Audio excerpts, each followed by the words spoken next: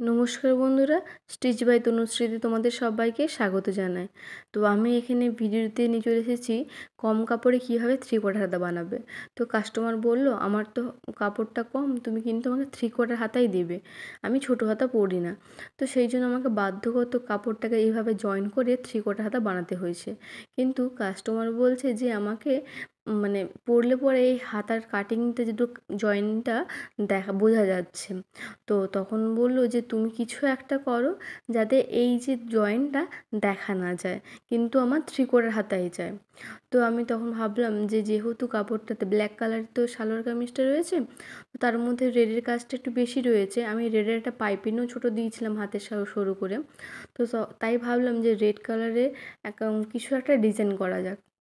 তো এখানে আমি নিয়ে নিয়েছি একটা রেড কালারের কটন কাপড়, যেহেতু রেডের ভাগটাই বেশি আছে সালোয়ার কামিজটার মধ্যে।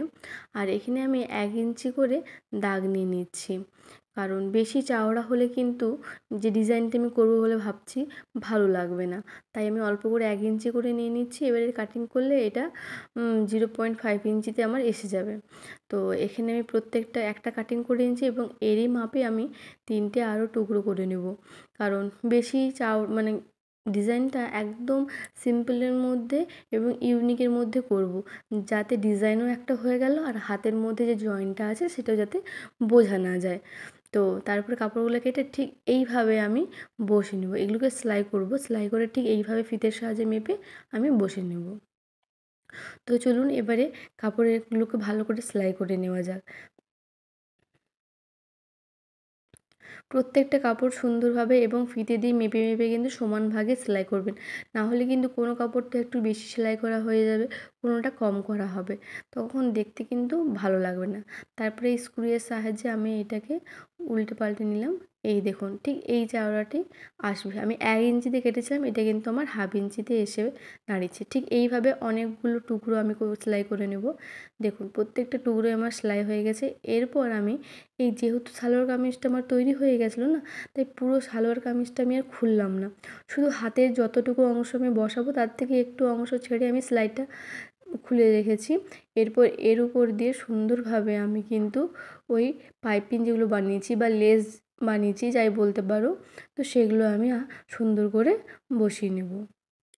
সেলাইটা কিন্তু মানে ওই লেসটার দুটো সাইডেই হবে, মানে এক সাইডে সেলাই দিলে হবে না, কারণ এক সাইডে সেলাই দিলে আরেকটা সেলাই আরেক দিকটাতে উঠে থাকবে।